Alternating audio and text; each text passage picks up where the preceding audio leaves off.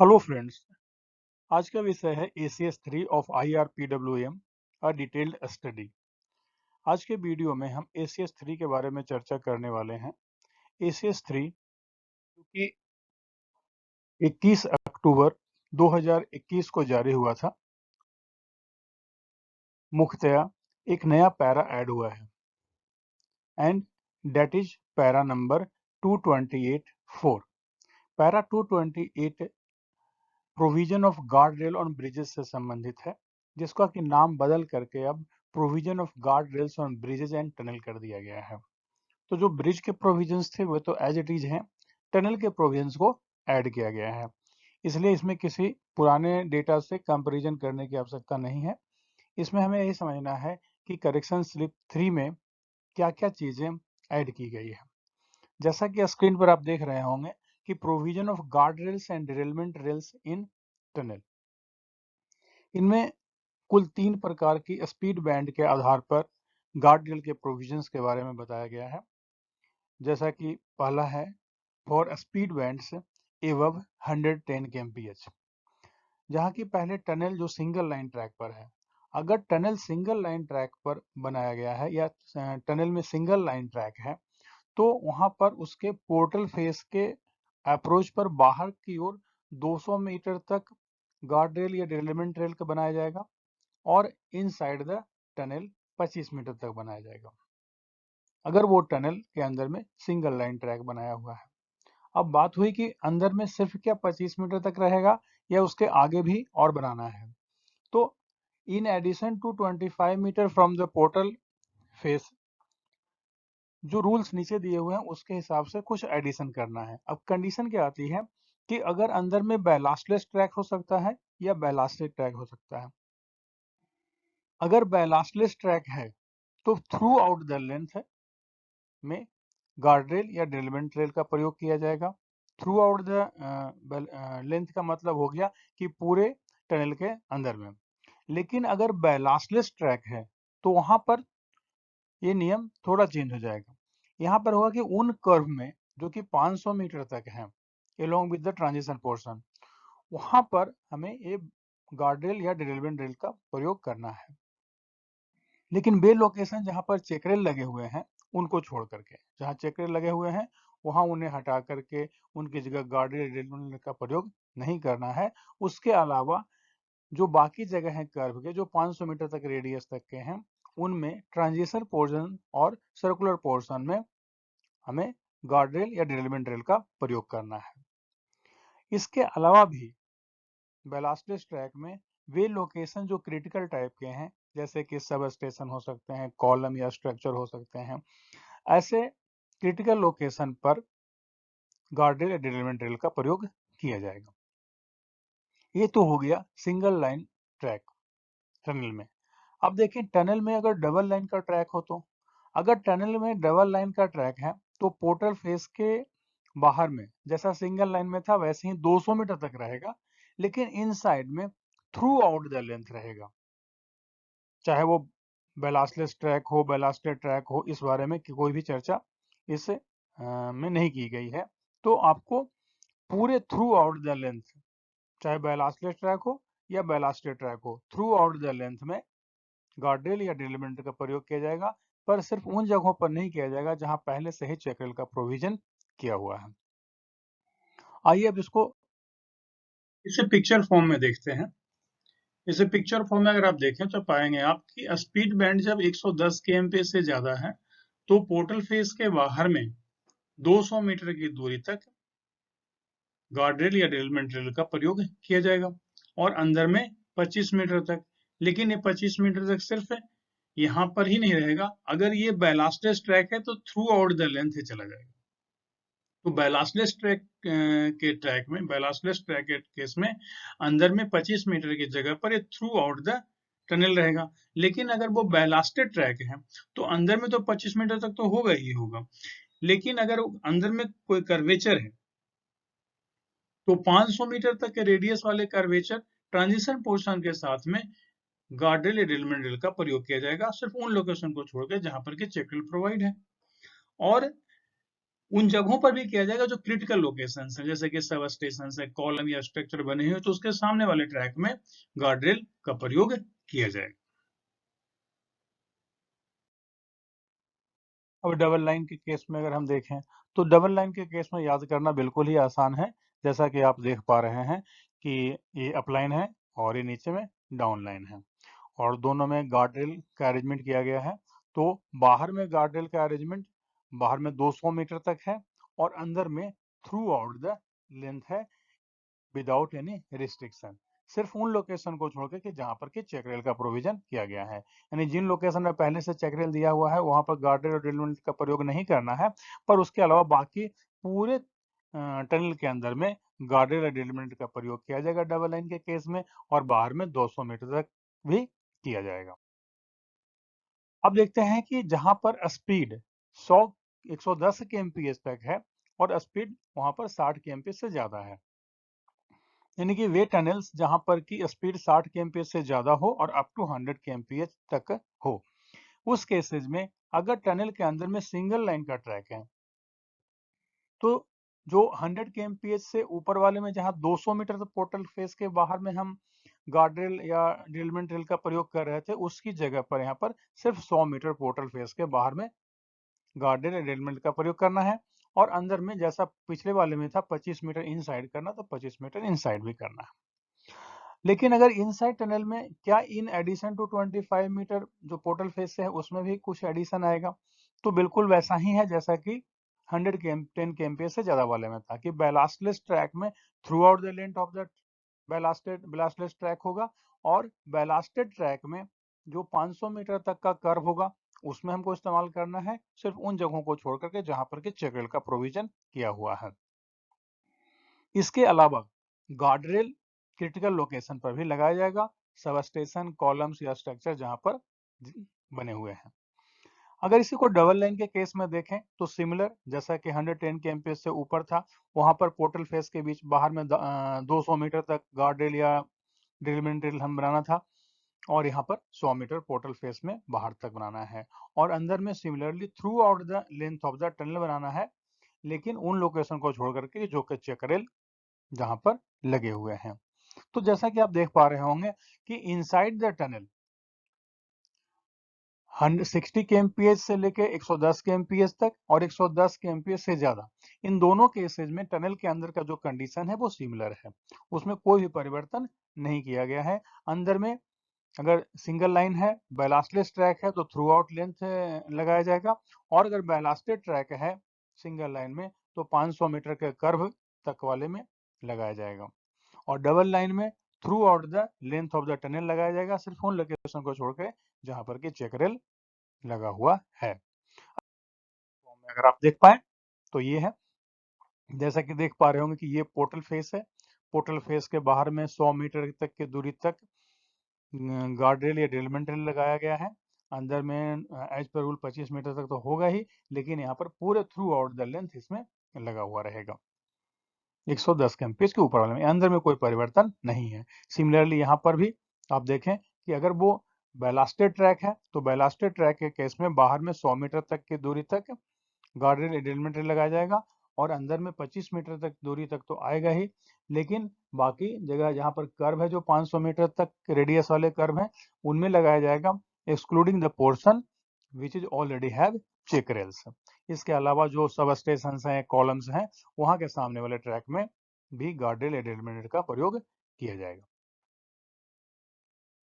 अब इसे को डबल लाइन के फॉर्म में देखें तो सिमिलरली जैसा कि 100 kmph से ज़्यादा वाला में था, सिर्फ अंतर यहाँ पर है कि वहाँ पर बाहर में 200 मीटर तक का चेक रेल या सॉरी गार्ड रेल या ड्रिलमेंट रेल को लगाया गया था, और यहाँ पर एक 100 मीटर तक ही ड्रिलमेंट रेल या गार्ड रेल का प्रयोग किया गया है। बाकी बिल्कुल वैसा ही सिमिलर है जैसा कि 110 kmph से ज़्यादा वाले में लगाया जाता है। अब देखते हैं कि बे टनल जहां पर की स्पीड 60 kmph तक ही है, यानी उनमें 60 kmph और 60 kmph से कम की स्पीड पर ही वहां परमिटेड है, तो अगर वो सिंगल लाइन का ट्रैक है तब तो बाहर में कोई गार्ड रेल लगाने की कोई जरूरत है ही नहीं।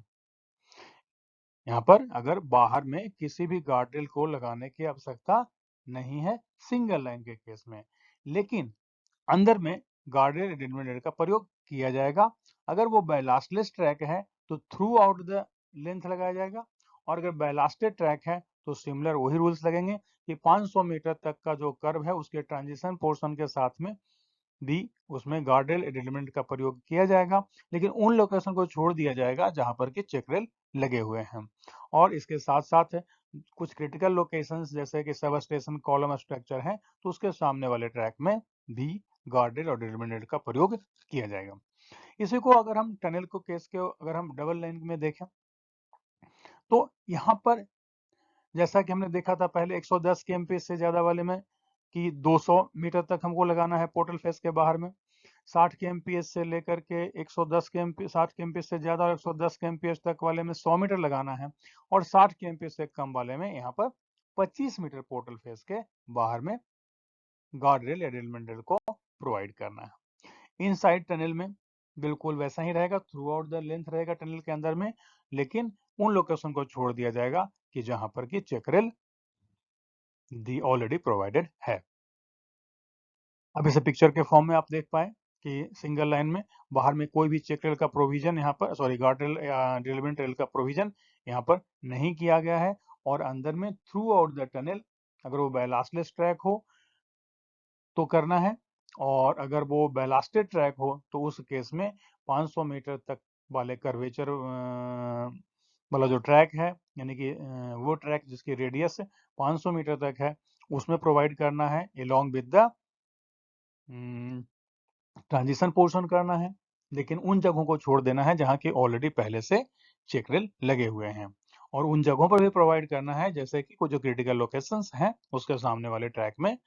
गार्डेल एडेलमेंट का प्रयोग करना है। तो ये हुए 3 जो नए नियम इसमें से ऐड किए गए हैं।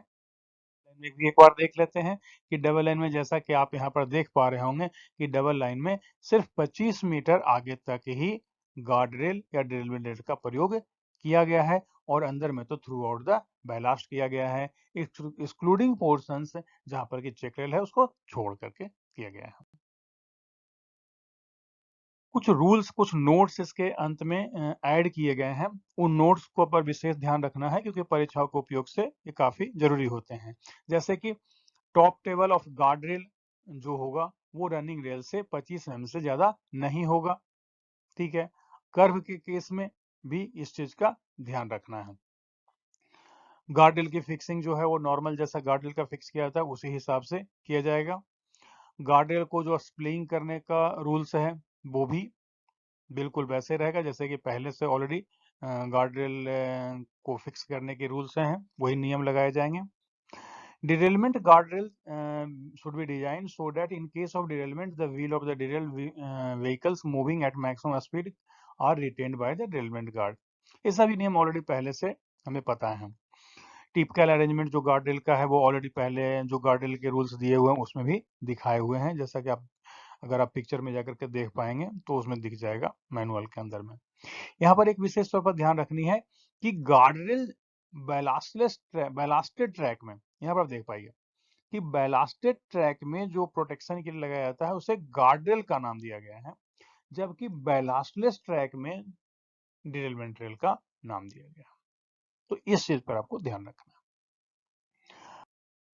समराइज फॉर्म में आपके सामने प्रेजेंट कर रहा हूं ताकि इसे याद करना बिल्कुल आसान हो।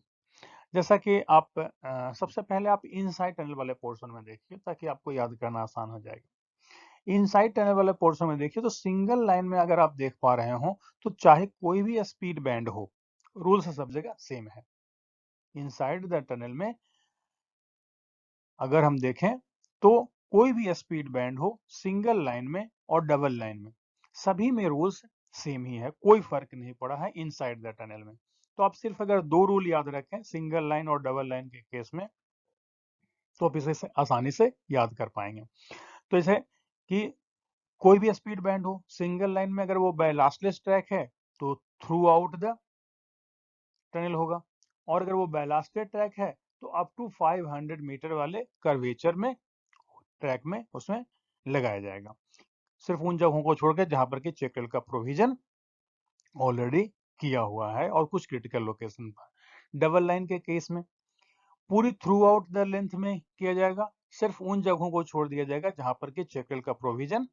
किया हुआ है। तो इस ढंग से सिर्फ ये 2 आइटम के आधार पर आप पूरे चार्ट को याद कर पाइएगा। दोबारा बता दे रहा हूं, इनसाइड टनल में सिंगल लाइन में ballasted track throughout the length, ballasted track curvature up to 500 meter with transition portion except check rail,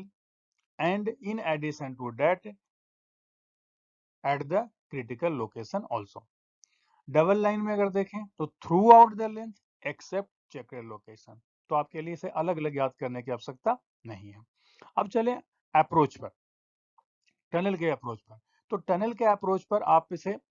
याद करें तो जहां जहां पर अप्रोच की ओर, जहां पर अप्रोच की ओर अगर आप देखें इन दोनों में 60 kmph से ऊपर वाले में तो बहुत आसानी से आप याद कर पाएंगे कि अगर 110 kmph से अधिक की स्पीड है तो बाहर में 200 मीटर होगा, चाहे वो सिंगल लाइन हो या डबल लाइन हो, ठीक है। और इन साइड में 25 मीटर सिर्फ सिंगल लाइन में हो जाएगा।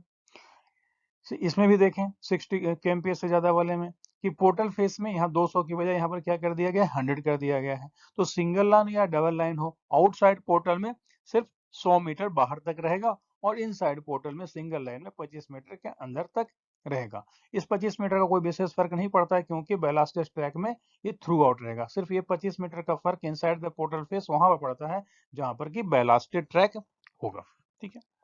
और अब देखें 60 kmph, जहां की स्पीड 60 kmph है, तो जैसा कि पहले डिस्कस कर चुके हैं कि जब स्पीड 60 kmph से कम होगी तो सिंगल लाइन ट्रैक पर कोई भी गार्डरेल या डिरेलमेंट रेल का प्रयोग नहीं किया जाएगा। लेकिन अंदर में अगर वो बैलास्टेड ट्रैक है तो थ्रू आउट लेंथ होगा, और अगर बैलास्टेड ट्रैक है तो अप टू कर्वेचर ऑफ 500, जिसके पहले डिस्कस कर चुके हैं कि इसे इनसाइड टनल को बिल्कुल सेपरेट फॉर्म में हम याद रखें। और आउटसाइड में 60 kmph से कम वाले में घटते जा रहे हैं। जब 110 से ऊपर था तो बाहर में 200 मीटर तक हमने गार्डरेल या डिरेलमेंट रेल का प्रयोग किया था, और 60 kmph से 110 तक तो हमने 100 मीटर तक का गार्डरेल प्रयोग किया था, और 60 kmph से कम है तो हमने यहाँ पर 25 मीटर तक ही गार्डरेल या डिरेलमेंट रेल का प्रयोग किया है। आशा है इस वीडियो को आप आसानी से समझ पाएं और इस चार्ट के आधार पर पूरे करेक्शन स्लिप 3 को बहुत आसानी से आप याद कर पाएंगे। यहाँ पर सिर्फ समझने की इतनी जरूरत है कि इनसाइड द टनल को एक पार्ट में याद रखें और ऑन द अप्रोच साइड को आप एक पार्ट में याद रखें, तो बहुत आसानी से आप इसे याद कर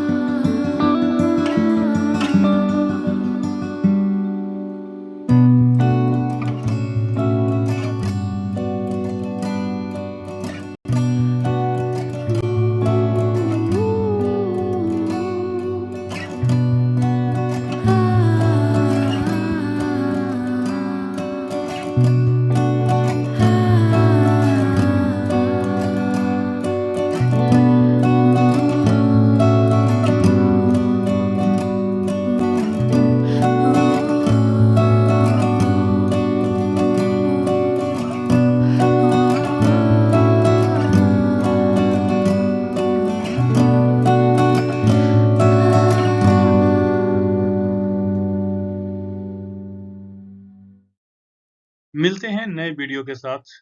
मैं त्रिवेंद्र कुमार। धन्यवाद।